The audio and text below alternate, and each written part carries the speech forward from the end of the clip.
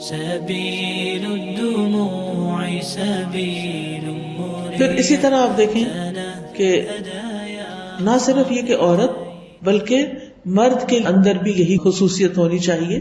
رسول اللہ صلی اللہ علیہ وسلم نے فرمایا جب ایسا شخص تمہارے پاس نکاح کا پیغام بھیجے جس کے دین اور اخلاق سے تم مطمئن ہو تو اس سے اپنی بیٹی کا نکاح کر دو.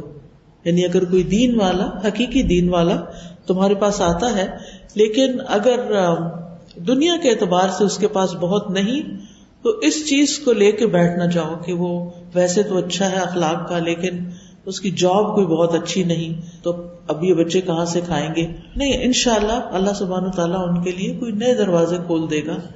دنیا جو ہے اتنی نہیں جتنی ہماری دو آنکھیں دیکھتی ہیں، اللہ کے خزانے بہت وسیع ہیں.